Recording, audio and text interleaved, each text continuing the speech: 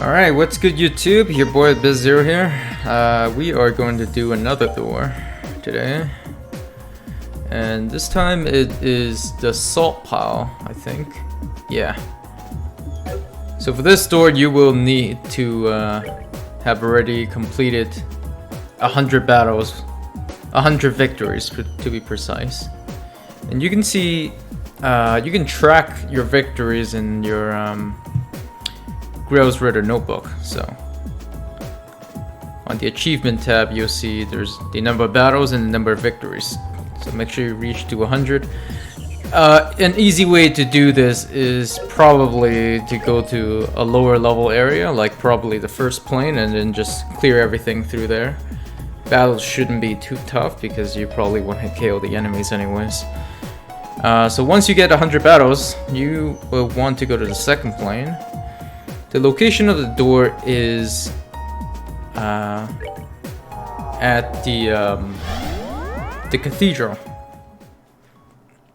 So teleporting to the first area of the second plane will get you there as well. You just have to do a bit of walking.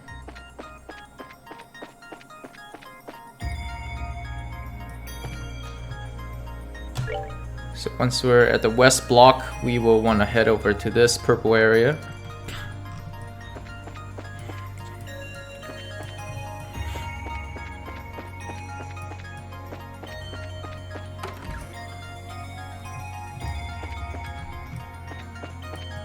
And it should be somewhere here. Is it upstairs? Not in this area, sorry. This area. So here it is, the store door. So once you have 100 battles, you should be able to access this. Or 100 victories. Those who have not proven themselves in battle are not worthy of stepping inside. Should you wish to be deemed worthy, struggle through 100 battles, and only then shall the door open.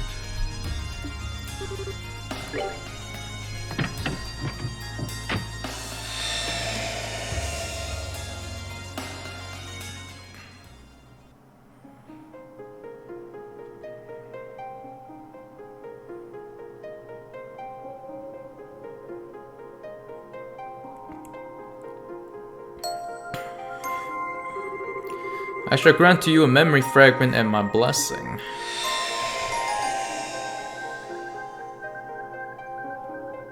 I don't know what to expect. Store door usually doesn't last too long, right? An hour at most. Enclosed is a report on the damage dealt to the former principality of North Ambria by the salt pile. Also contained within this research on the pile itself. Holy City of Arteria, Congregation for the Sacraments.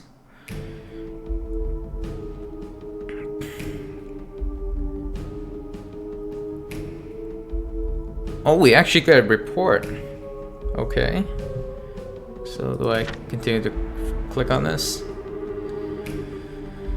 I hereby present this report to you, your holiness, ever at the side of the goddess. This report contains classified information and may only be read by those with the clearance to do so. Wow, top secret stuff here. Certain sections of the utmost secrecy have also been blacked out.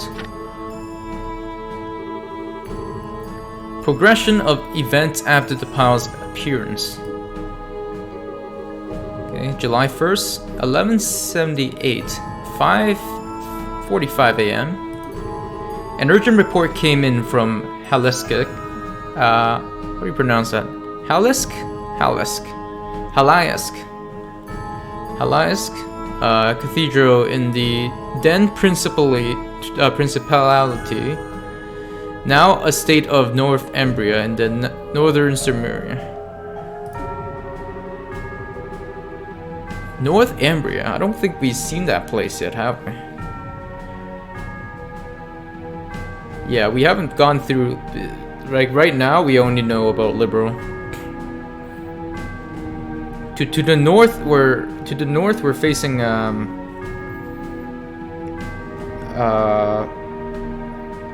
what's the red place?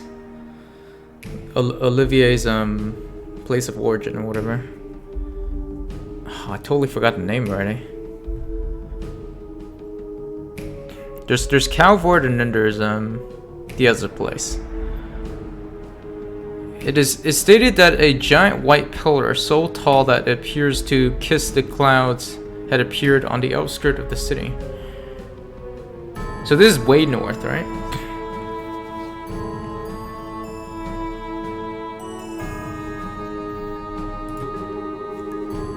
Bishop Alissier, the one who sent the report, behaved as if extremely unsettled by what was happening. By urgent order of the committee, 2 knights of the Grosritter, the 8th Dominion, also known as the Roaring Lion and a squire, both of whom were working on another mission, is in a nearby nation, were dispatched to perform a formal investigation.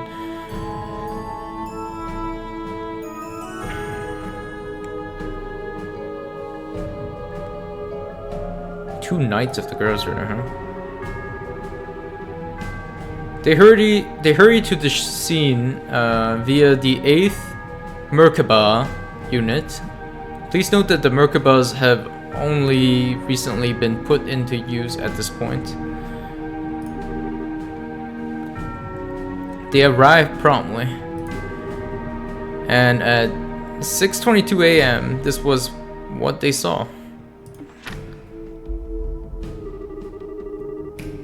And close is the oh, now I remember the place to the north of it is Erebonia, right? I don't know how that kind of slipped. Enclosed is the photograph of the object known as the salt pile. What are we looking at here? This thing is huge. I wonder if this has anything to do with the pillar of salt that was mentioned at the end of the 2nd chapter. Father Kevin did shoot something from his little bow gun into the chest of the last boss, right? Wise man, and he saltified. I don't know if that has anything to do with this. It probably does. So at this point, however, it was far larger than the term pile would suggest. It was more akin to a massive tower that soared hundreds of arch into the air. Oh, it goes up. It doesn't actually end there. I thought so there's way more up on the clouds. The 2 knights provided the following observation regarding the situation on their arrival.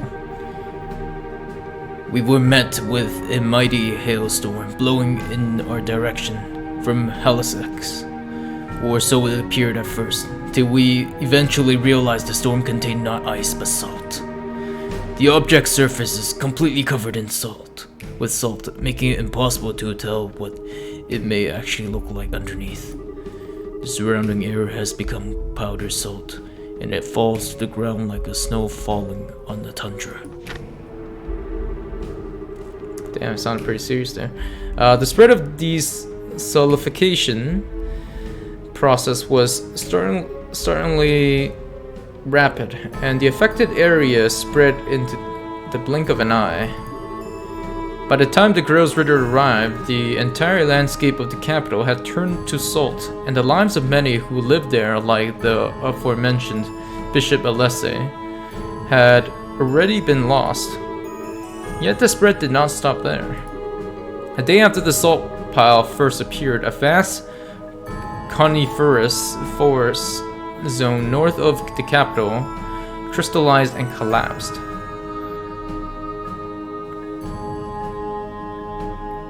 Okay, so spread around the area. Bridges also collapsed, rendering all the main highways of the city unusable.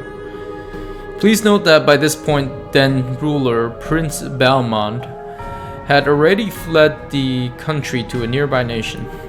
2 days passed since the pile's appearance. By this point, roughly half of the entire principality had become a sea of salt. Countless refugees had fled to the southern side of the country because the river Greve stood between it and the affected area. What happened there? Like, what caused this? That's what I want to know.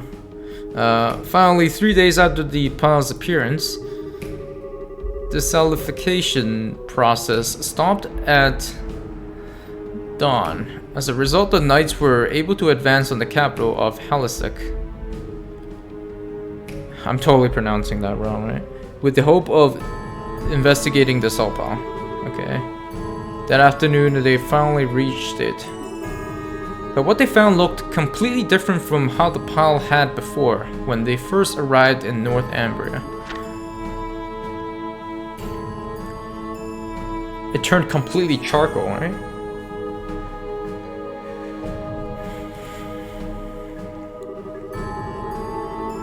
In the center of the solidified area, they found the object that was a mere 2.5 arch in height. Its surface was no longer blanketed in salt. Rather, it looked as if something had been carved out of it. It is now believed that the pile's mass decreased as the solidification process progressed. In a smaller state, the pile had lost its power to turn swaths of the country to salt, but its ability to solidify was still much intact.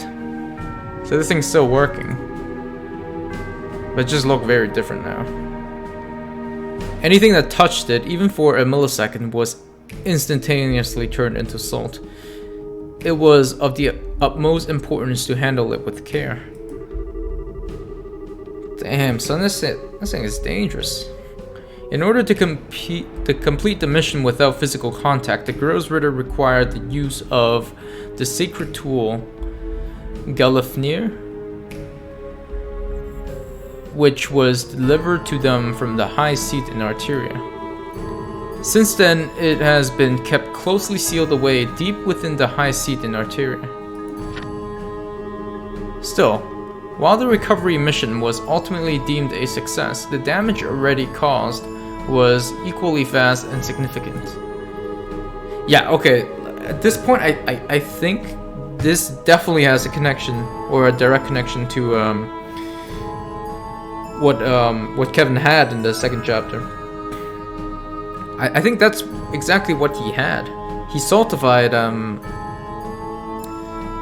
Wise Man with that, right? But I'm surprised that they would let Kevin use it in the first place. This weapon seems very dangerous. Actually, the church has kept a lot of like very dangerous weapons. Like, I'm still wondering like what's keeping them in check at this point.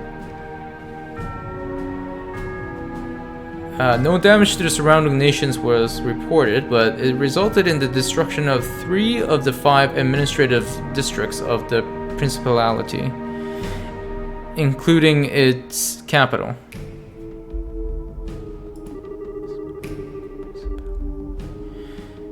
Over a third of the total population, along with travelers from elsewhere, lost their lives. Jesus Christ. It's crazy.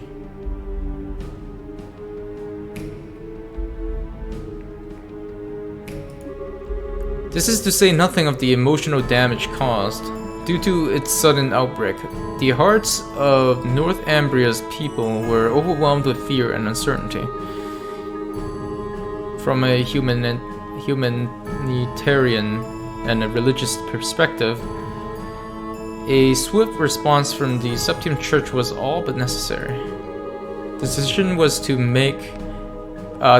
was made to dispatch personnel to the region right away, and upon arrival, they set about rebuilding the damaged churches and healing of both physical and mental wounds of the people. Those who were left orphaned in the crisis were taken into gospel facilities where they would be cared for until adulthood. The northern region of the country, which had been turned entirely into salt, was placed under the church's control. It has been a restricted area ever since.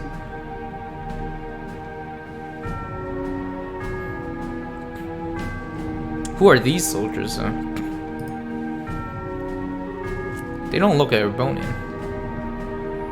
Or do they?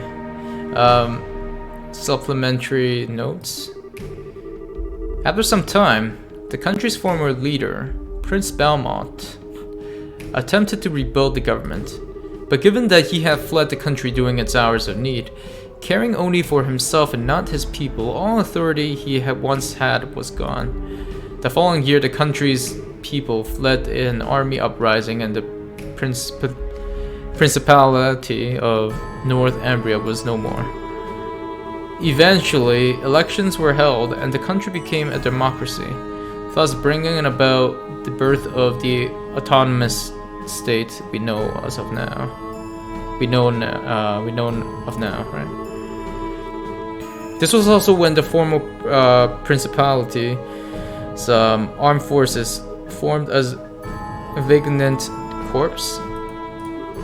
Given the extreme poverty of the state, however, the majority of said corps considered gathering foreign currency to be of the utmost importance.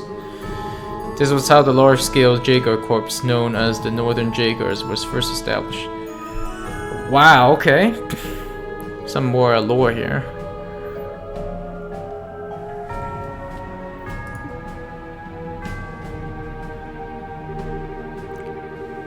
As far as the rest of Zemir is concerned, this is where the tale of the Salt Plow ends, but a number of very important questions still remain unanswered. Perhaps the most obvious of these is where it came from. Despite the considerable size of the object and that it appeared on the outskirts of a populated city, no information is available regarding the moment it first appeared. The most popular theory is that its appearance was due to something akin to spatial translocation, but no hard evidence exists to support this, or any other theory. Of more importance, however, it is its positioning in the teachings of the Septian Church. The Pal is clearly different in nature to artifacts, and appears to be a more fundamental manifestation of the goddess power of creation. Committee report. So is it not an artifact? I don't think so. With the limits of our knowledge at present, this is far as we can get to the truth. There are some who have proposed it may be one of the Septerans, but no evidence has been found in the legend or scripture to support this belief. It's not one of those treasures, for sure. Nevertheless, these questions and many others need answering, and the Congregation for the Sacraments continues to study the Salt Pal to this day. The most accepted proposal comes from those who believe the Pal should be seen as nothing more than a gift from Adios, and they continue to consider various means for her church to make good use of it. Ah, okay. Now this looks familiar, right? This is what how it looked like when Kevin shot it. Now, is this just a piece of the salt pile, or was it condensed to this this shape and size? The most realistic of these plans is using it in the manufacture of a sacred tool used for execution. Parts of the pile are cut away using high-pressure water and then surrounded with a cylinder made from salt crystal, allowing them to be fired directly into the target without requiring the user to make direct contact. Ah, okay, so this is not condensed, this is just parts of it. They're using it as a weapon though. Are they even allowed to do that? It seems like the church allows executions of sinners anyways, right? So should the bolt make successfully contact with a human target, their whole body would turn to salt, killing them in mere seconds. And that was the fate of Wise Man. There are no known means for reversing or stopping the process. Damn, this shit is deadly. This approach does not come without flaws. It seems unwise to be careless with an object we still do not understand the true nature of, for one thing. There are also humanitarian concerns with executing someone in this manner. Okay, so are they gonna just like address this now? This is a problem for the people. When the church has like a weapon like this, like who's going to govern this? What regulations are in place to ensure that nothing crazy happens? Still, it does bear mentioning that should there ever be a case where a target needs to be eliminated without fail, this would be the most surefire way to carry it out. It should go without saying that research on it is intended to continue into the future.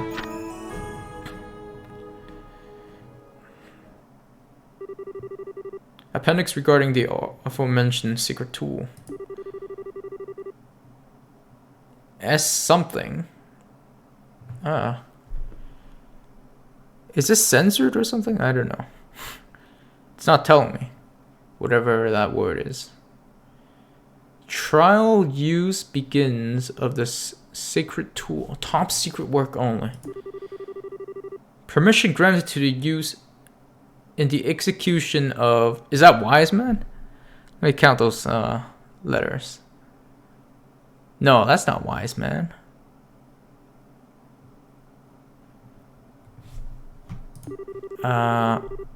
Used in the execution of another one like these.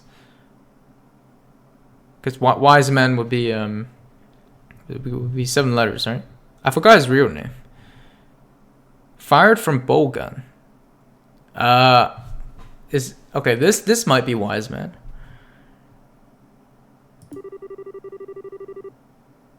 Results were extremely favorable. No damage was caused to the surrounding area. The target was also successfully erased.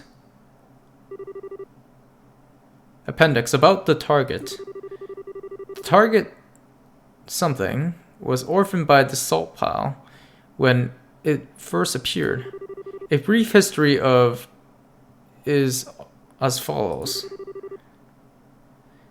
S1180. Oh, so that's what's censored. It didn't reveal what that was, what that appendix number was. Joins the Septian Church. Okay. 1185 joins the Congregation of Sacraments as an official. 1190 promoted to bishop. 1195 declared a heretic and excommunicated from the church. Is this Wise Man? I think it is. George, right? Is his name George?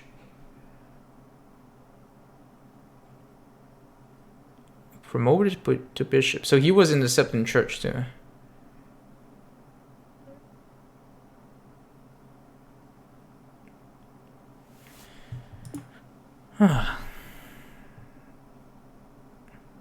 That's crazy. Alright, that was interesting. A lot of lore dump here. And we get Petrify. Nice. Hey, it actually matches what we were reading. Because the whole salt pile thing and Petrify, they both sort of just like saltified the enemies. 2005 premiere, not bad. Alright, interesting stuff there.